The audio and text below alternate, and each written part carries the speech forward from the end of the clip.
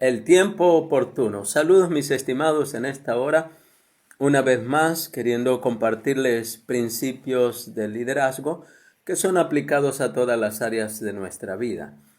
En esta ocasión queriendo yo con la firme intención más bien de aplicarla a discípulos. Discípulos en el área quizás del matrimonio, discípulos como hombres que aprenden más de los errores quizás que de los aciertos que he tenido o hemos tenido.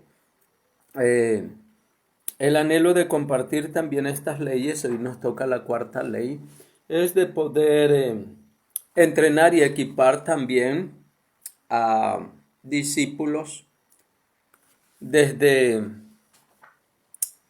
la etapa inicial, desde cero, poderle desarrollar y entrenar. Tengo un anhelo ambicioso y ruego sus oraciones para aquellos que nos siguen a través de este medio, a querer alcanzar a través de este medio y de forma también física o personalizada, entrenar a 1000 discípulos. Es mi anhelo antes de partir a la presencia del Señor que puedan ser ungidos con características de multiplicador, aquellas características que obró en el Mesías, en Yahoshua o Cristo, como usted le conoce, y que él pudo transmitir también ese legado a sus discípulos. Sin duda hubieron unos que por sus capacidades, estudios, experiencia, dones, temperamento, fe y certeza fueron más influyentes o le llegaron más lejos, como el apóstol Pablo, el apóstol Juan. Mi anhelo es que usted pueda aprender leyes, capacidades, habilidades, desarrollar destrezas, de poder cumplir de la manera más eficiente posible un entrenamiento. No quiero compartir una enseñanza más, no es mi anhelo ni tampoco competir, sino poderle formar. Creo yo que uno debe de ser formado, tutoriado, mentoreado. Eso sí tengo la firmeza y la convicción de que todos necesitamos en la vida un tutor, un mentor en las diferentes etapas de nuestra vida.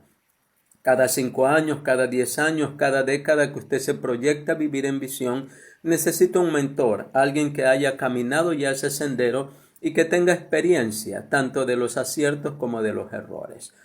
Siendo yo como el hijo pródigo que ha regresado a casa, o por lo menos a compartir aquellas palabras que creo yo que tienen para muchos de nosotros. El ánimo es de poder enriquecer también el ministerio y el liderazgo de aquellos pastores o líderes que son humildes y pueden aprender de otros sin mirar prejuicios, razas, conocimiento, doctrina, dogma, denominación, sino que estamos prestos para aprender unos de los otros, sabiendo que Dios ha dejado maestro en diferentes áreas. Así que, sin más preámbulos, pues hemos visto nosotros lo que es la ley del tope. El principio básico dice: la capacidad de liderazgo determina el nivel de eficacia de una persona. Entonces, según la capacidad que usted desarrolle de liderazgo, así también será su eficacia. Muchos tenemos topes de liderar nuestras propias vidas, nuestros hogares, familias o hijos, como en mi caso, y que ahora tengo que aprender a ver si en la siguiente etapa de mis hijos yo puedo ser influyente. Recordando que padres que aconsejan o líderes que aconsejan fracasan, más padres o líderes que son capaces de influenciar y persuadir tienen éxito en la vida. No es lo mismo aconsejar que influenciar. Y ustedes lo saben. No es lo mismo enseñar y predicar que entrenar y equipar gente para que alcancen su máximo potencial conforme a los dones, talentos o habilidades que Dios les ha dado y que muchos no los han descubierto. Entonces es necesario que usted y yo quitemos todos los topes que nos impiden crecer hasta la medida de la estatura de la plenitud de Cristo, como dice Efesios 4, o como lo dice el libro de San Juan, capítulo 14, el Mesías mismo diciendo: y mayores cosas harán los que creen en mi nombre. Entonces, entre mayor sea su capacidad de creer o de tener fe y de equipar y desarrollar los dones y talentos que Dios le ha dado, usted será más influyente. Usted será mucho más influyente para la gloria de Dios y para gozo sin lugar a dudas suya. Entonces es necesario reconocer las limitantes, los topes, los pecados, los fracasos, la vagancia, la poca motivación, la falta de entrega, la falta de pasión en cuanto a las cosas que emprendemos para lograrlo. La segunda ley es la ley de la influencia. La verdadera medida del liderazgo es la influencia, nada más y nada menos. Entonces nosotros mismos tenemos que influenciar nuestros dones, capacidades, talentos, habilidades que Dios nos ha dado y que poseemos de forma natural y sobrenatural para poder alcanzar las metas. Y entre más desarrolle su potencial, más realizado se sentirá, más feliz, más contento. Su nivel de autoestima subirá en la gracia que el Señor le permita. Entonces, influencia no es lo mismo que conocimiento o habilidad. Para poder influenciar, usted y yo tenemos que ser equipados, además del poder del Espíritu Santo, los dones del Espíritu Santo, el fruto abundante del Espíritu Santo, una visión clara de parte del Eterno, un llamado específico y saber la ley del destino. Así que es sumamente importante tanto para usted como para mí que lo podamos tener bastante claro. Acá. Influenciar a nuestros hijos, influenciar nuestra pareja, influenciar nuestro hogar, influenciar seguidores en esta generación del tercer milenio es importantísimo. Si usted quiere trascender y dejar un legado, como nos enseñó el maestro por excelencia. La tercera ley es la ley del proceso. El liderazgo se desarrolla diariamente, no en un día. Muchas veces la impaciencia nos carcome. El liderazgo como padres, el liderazgo como esposo o esposa, el liderazgo como siervo o sierva según el área que le hayan denominado en su congregación o iglesia. Entonces tiene que desarrollarlo día a día. Y tiene que ser eslabón por eslabón y con una meta clara y un tutor, un mentor que le pueda guiar en el camino. Así que anímese. Usted tiene potencial en usted, hay riqueza de parte del Señor, los dones, talentos que ha recibido. En usted hay grandeza porque su Padre es el Abba, el Eterno. Y usted fue creada a imagen y semejanza del Señor. Y la cuarta ley es la ley de la navegación. Cualquiera puede gobernar un barco, pero se necesita un líder para planear la ruta. Cualquiera puede tener un hogar, pero se necesita de un líder entrenado y equipado para poder tener éxito y guiar su hogar a donde el Señor lo quiere. Son cosas que yo he aprendido y estoy aprendiendo en esta hora con el anhelo de corregir mis errores y tener un buen final. Recuerden, soy el hijo pródigo que regresó a casa. Así que ruego también sus oraciones para que a través de este medio se puedan alcanzar. El discipulado del tercer milenio o de esta generación tiene que poder percibir y captar en primera persona lo que el Espíritu Santo quiere hacer en este tiempo y cómo lo quiere hacer. Él es maestro por excelencia y sabe cómo ganar generaciones. No es la misma forma como ganábamos antes en el cristianismo, como ahora hay que trabajar a través de competencias muy fuertes como son las redes sociales y sus influencias, que muchas veces nuestros jóvenes cuando no tienen carácter, pues se pervierten, se dañan, se destruyen o se hacen esclavos de tecnología para mal.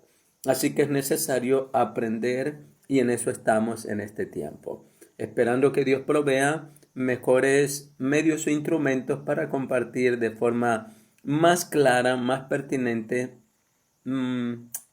y usted pueda ser edificado de mejor forma. Así que trabajamos con esta cuarta ley. Cualquiera puede gobernar un barco, pero se necesita un líder para planear la ruta. Perdón. Estamos aquí en esto. El texto bíblico a usar, el ejemplo del personaje en esta ocasión es Nehemías, para esta cuarta ley, la ley de la navegación. Navegar en la vida es importante. Navegar en el mar agitado, las tormentas, los huracanes, los remolinos que hay en esta vida son sumamente importantísimos. Aprender a manejarlos, cómo conducirlos, cómo salir vivos de ellos.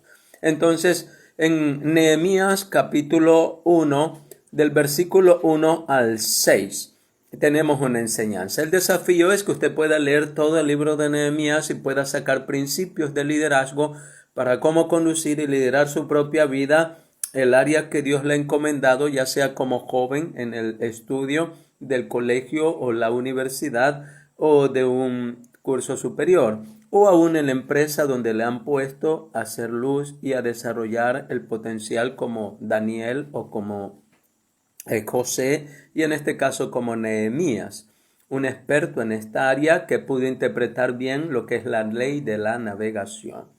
Nehemías, copero hebreo de un rey extranjero, de alguna manera comprendió la ley de la navegación. Las murallas que rodeaban a Jerusalén habían sido derribadas, habían sido quemadas por fuego. Entonces se necesitaba de una pronta reconstrucción. Era necesario que hubiera un líder idóneo a cargo. Pudieron ser reconstruidas estas murallas a causa de la intervención de Nehemías en 52 días. Una vez que Nehemías asignó a los trabajadores en la posición apropiada, todos comenzaron a trabajar exitosamente como un equipo. Muchas veces tenemos dificultades para poder agrupar la gente y lograr que trabajen en equipo. Él vio la necesidad que otros podían ver también, pero trazó luego una estrategia y reclutó a un equipo para ponerla en práctica en un tiempo récord. Él realizó el trabajo. La navegación de Nehemías progresó a través de estas etapas. Primera etapa que Nehemías atravesó delante de ello. Identificó de manera clara la identificación de la necesidad y también del problema. Es muy necesario, muy importantísimo que nosotros aprendamos a identificar cada una de las cosas que están delante de nosotros. Él identificó el problema del versículo 1, del capítulo 1, el versículo 4. El primer paso de Nehemías fue indagar sobre la posición de los judíos y el número alrededor de Jerusalén. Cuando recibió noticias de que el muro había sido derribado y que el nombre de Dios era objeto de burla, él lloró. Este copero se estaba identificando con este problema de sus hermanos. Él estaba siendo empático, él sintió compasión. Esto dice la escritura: cuando oí estas palabras, dice Nehemías, me senté y lloré e hice duelo por algunos días, y ayuné y oré delante del Dios de los cielos. A mí me falta sin lugar a dudas muchísimo el interpretar el dolor, la tragedia que viven muchos. Ruego por sentir la compasión que Jesús sintió en todo momento por aquellos que habían caído en desgracia. Pudo sentir su dolor. No eran hermanos de sangre, eran hermanos de nación. Y ruego en esta hora por la provincia de Esmeraldas, que todos podamos sentir el dolor y la tragedia que están viviendo muchos, porque sus hijos han caído lastimosamente en la violencia, el sicariato, el asesinato, han perdido el rumbo. Como padres, si no hemos sabido interpretar las necesidades de nuestros jóvenes de esta generación, y se necesita un nuevo liderazgo, creo yo, se necesita empatía, se necesita una vez más encarnar de forma viva y vívida el dolor que quizás también el Mesías siente al ver una generación perdiéndose y líderes que nos falta o religiosos el corazón de Nehemías. Que si se va a hacer ayuno, clamor o vigilia, sea porque Dios nos conceda ese corazón que tuvo Nehemías, que tuvo el Mesías, que tuvo el apóstol Pablo, y sin duda muchos discípulos que tuvo José también en el Antiguo Testamento. Compasión. Entonces, él pudo interpretar esa compasión. El segundo punto, intercesión por el pueblo. Hubo una intercesión por el pueblo. Su próximo paso fue doblar sus rodillas y orar. Él intercedió por el pueblo y la necesidad que permanecía sin ser suplida. Él no iría adelante con un plan hasta estar conectado con Dios, con el Abba, y apelar a Él por sabiduría e intervención. En este paso obtuvo un plan. La ley de las Escrituras. Dice esto, capítulo 1, versículos 5 al 11. Y dije, te ruego, oh Jehová, Dios de los cielos, esté ahora atento tu oído y abiertos sus ojos para oír la oración de tu siervo, que hago ahora delante de ti día y noche por los hijos de Israel. Interesante, como digo una vez más, es sumamente importante. A veces predicamos la palabra o se predica de manera insensible, sin compasión, sencillamente por el deber de predicar, por sentirse útil, por contienda, por ganancias deshonestas, para ser visto, para tener una utilidad en el día. No sé, a veces nos toca evaluarnos el por qué compartimos a veces el mensaje de Dios y cuál es nuestro verdadero sentimiento hacia la persona que nos dirigimos con un mensaje de salvación. Él interpretó eso. Rogó, clamó, ayunó, lloró delante de aquel que al ver un corazón contrito y humillado, pues se complace en contestar. Tercero, intercesión con las personas en autoridad. Interacción con las personas en autoridad. Luego Nehemías se reunió con los jugadores claves que podían ayudar a obtener algo. Se reunió con el rey y obtuvo un encargo de él para financiar la visión. Entonces, él se reunió con personas claves y nosotros tenemos que pedirle a Dios esas personas claves que sean capaces también de influenciar en los diferentes aspectos que a veces necesitamos. Que hayan personas en la parte médica, que hayan personas en el área política, que hayan personas en las áreas de bancos o de préstamos o financiamiento, que hayan personas en diferentes áreas, en el ejército, en la policía, en la marina. Personas clave. Y quizás también discípulos como José de Arimatea. Recuerdan que aunque José de Arimatea no aparece en los escritos que fueron encontrados, era una persona muy clave. Él apareció en un momento propicio, en un momento oportuno, y que él tenía influencia sobre las autoridades políticas y religiosas de aquel entonces. Él fue el que pidió el cuerpo del Mesías de Yahoshua y se lo entregaron. Él también compró una tumba solo para sepultar al Mesías y darle honra en la muerte. Necesitamos discípulos que tengan potencial y capacidades de influenciar y también de financiar proyectos de reconstrucción en cuanto a lo que es las ciudades y los proyectos de equipamiento de evangelización. Cuarto, tenemos lo que es la investigación de la propiedad. Nosotros necesitamos hacer una investigación exhaustiva de las ciudades o las provincias o los barrios a los cuales necesitamos alcanzar y también de las personas que Dios ha puesto a nuestro cuidado.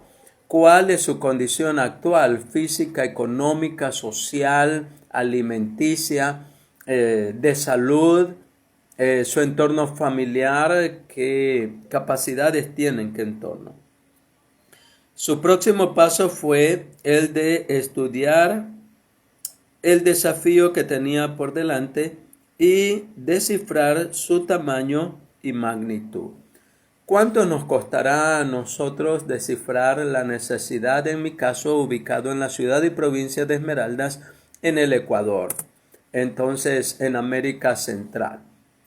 ¿Cuáles son las necesidades de reconstrucción en cuanto a un liderazgo influyente y positivo? La ley es en las Escrituras. Llegué pues a Jerusalén y después de estar allí 3 días, y salí de noche por la puerta del valle, y subí de noche por el torrente, y observé el muro. Esto está en el capítulo 2 de Nehemías, del verso 11 al 16. Una de las cosas que tenemos que aprender es la observación. Observar bien la necesidad de las personas a las cuales intentamos dirigirnos con un mensaje.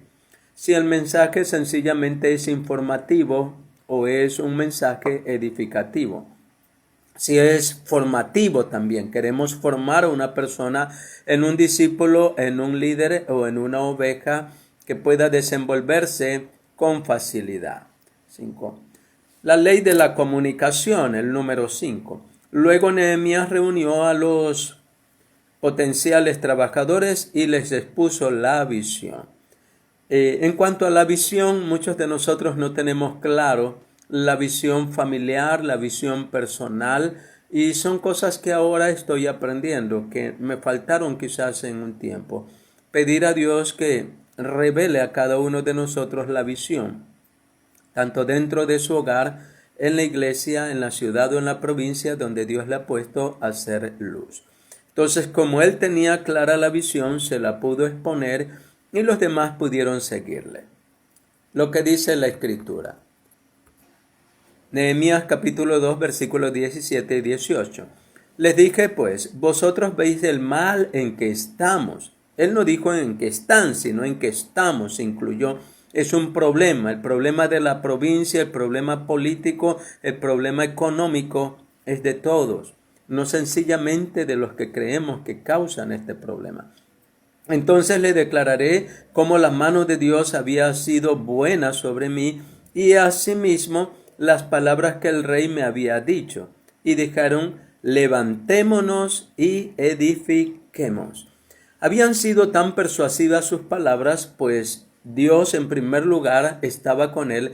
En segundo lugar estaba un rey dispuesto a financiar toda la visión de reconstrucción, porque era claro lo que Nehemías quería. Tampoco él quería un beneficio personal como líder o sacar ventajas. No, él quería un beneficio para todo su pueblo.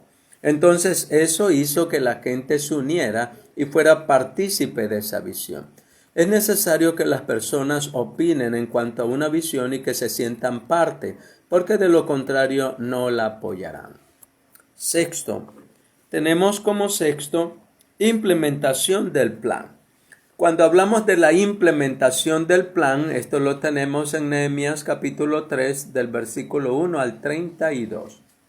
Finalmente, Nehemías dividió a los hombres y las tareas apropiadamente, colocando hombres para trabajar delante de sus propias casas, donde su incentivo para realizar un trabajo de calidad sería alto. Estratégicamente, él los puso a reconstruir las necesidades de sus propias casas. Vio la amenaza, los muros caídos. Amenazaba eso a la conquista de enemigos y que podían destruir su familia, sus seres queridos. Entonces ellos tenían las herramientas, tenían al líder apropiado y tenían la motivación correcta. Cuando nosotros logramos que las personas vean que el trabajo que van a realizar les va a beneficiar a ellos principalmente y a sus familias, pues ellos se involucrarán con el trabajo.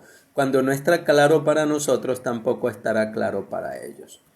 Nehemías utilizó estos principios al navegar por el liderazgo en ese tiempo bastante complicado, ya que toda la ciudad estaba destruida y en una situación muy vergonzosa. Sus enemigos entraban, abusaban, maltrataban, quemaban, esclavizaban al pueblo y se burlaban de su Dios. Entonces, Nehemías vino en un tiempo oportuno. Esmeraldas, Ecuador, sus provincias, el mundo entero y unos países más que otros necesitan un liderazgo como el de Nehemías. También muchos hogares, muchas instituciones, no solo eclesiásticas, sino también hablando de instituciones educativas y formativas para nuestros jóvenes, nuestros adolescentes y los niños que asisten a iglesia. Necesitan líderes y maestros que sean persuasivos, que sean convincentes, que interpreten la necesidad de cada familia enfocada en cada estudiante, en cada niño o adulto que es partícipe de una institución. Los principios que Nehemías utilizó al navegar fueron estos. El principio de la simplificación. No se complicó Nehemías, sino que vio, examinó y distribuyó la situación.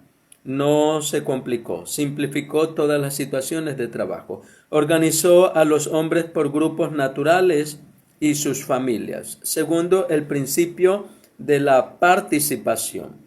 Identificó y empezó a trabajar con las personas que estaban listos.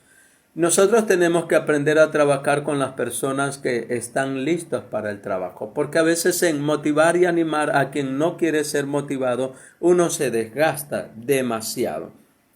Los discípulos tienen mentalidad y espíritu de colaboradores. Los oidores no, más ellos quieren explicación, critican, se oponen y se desaniman con facilidad. El principio de la delegación. Coordinó adecuadamente a los trabajadores con las tareas respectivas que iban a realizar. Entonces, él coordinó a cada uno de los trabajadores y les explicó las cosas que tenían que hacer y también los horarios que tenían que trabajar. Cuarto, tenemos el principio de la motivación. Es sumamente importante estar motivado. Yo mismo necesito cada día encontrar una motivación para hacer las tareas, en especial cuando los días son difíciles o el cuerpo no ha descansado suficientemente bien o las cosas están difíciles en el área espiritual, en lo económico, en la salud. A veces es difícil y también cuando los resultados del trabajo no son los deseados. Entonces, el cuarto principio es sumamente importante. Mucha gente se desmotiva al no tener las herramientas o el lugar o la atención oportuna y también usted tiene que analizar qué cosas le demotivan o nos desmotivan para seguir adelante con algo que quisiéramos alcanzar o nos desmotivan para seguir siendo parte de una visión o de un proyecto, ya sea religioso, familiar o sencillamente político o social. La motivación es importante. Ubicó a los trabajadores frente a sus propias casas. Si alguien entiende que va a beneficiarse él y su familia, esto le va a motivar a trabajar. Quinto, el principio de la cooperación. El principio de la cooperación.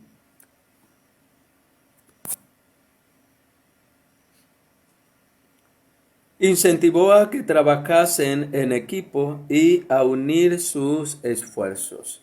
Esto logró que sin duda pudieran avanzar mucho más rápido en el proyecto que tenían ellos para alcanzar.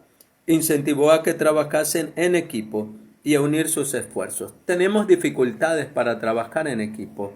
Hay muchos criterios divididos, así que tenemos que encontrar un punto donde todos estemos de común acuerdo y podamos lograr esa unidad tan deseada para hacer grandes proyectos como el que le tocó realizar a Nehemías. Sexto, el principio de la afirmación. El ejército, el poder del aprecio y del reconocimiento. Él ejercitó, es la frase, él ejercitó el poder de el aprecio y del reconocimiento. Dele una fama a la que pueda aspirar. Cada uno de los que participó fue reconocido, fue honrado en el puesto que fue asignado. La ley en las Escrituras. Donde no hay visión, el pueblo se extravía. Esto dice Proverbios 29:18. Donde no hay visión, el pueblo se extravía. Y aún uno mismo se extravía cuando no tiene una visión clara de lo que quiere hacer, de lo que quiere lograr.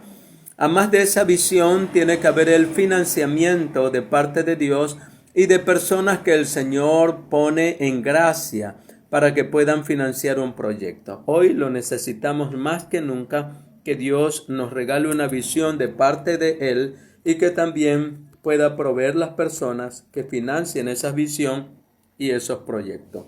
Porque ¿quién de vosotros, queriendo edificar una torre, no se sienta primero y calcula los gastos, a ver si tiene lo que necesita para acabarla?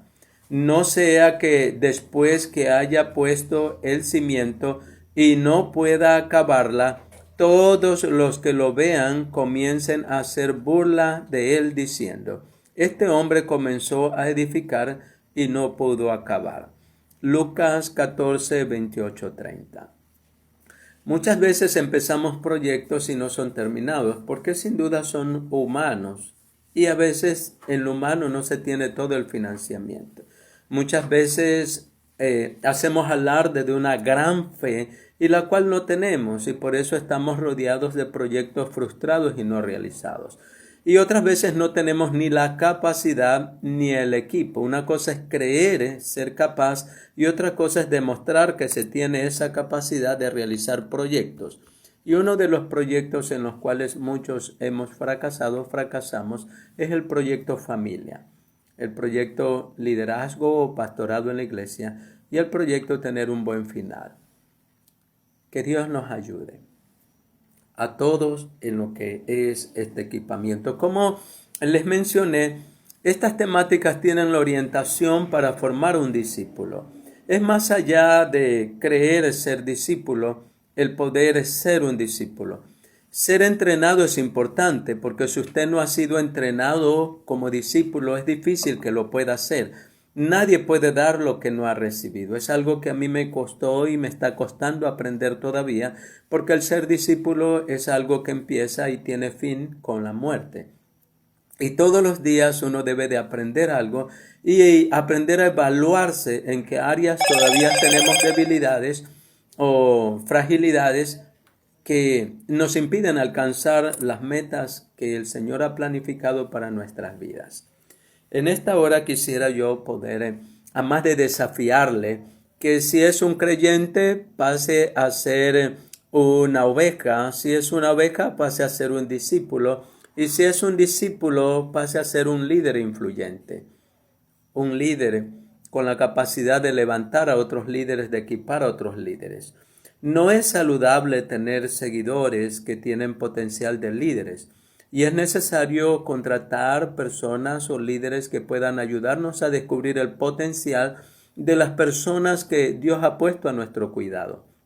No vaya a ser que nos suceda lo mismo que a Moisés, que se estaba desgastando él y también el pueblo, porque no tenía la capacidad de ver el potencial de todas las personas que le rodeaban.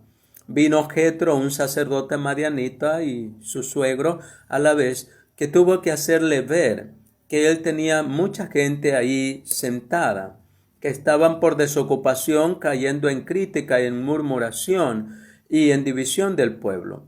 Un líder ciego que solo ve potencial en él y no en los demás es peligroso y se causa daño, se frustra y también frustra el potencial que otros tienen. Quisiera terminar este tiempo con una oración. Ahí donde estás, que el Señor te conceda una naturaleza de un discípulo multiplicador e influyente, de un discípulo saludable emocionalmente, para que no sufras las tragedias que muchos, tanto del plano bíblico como actualmente,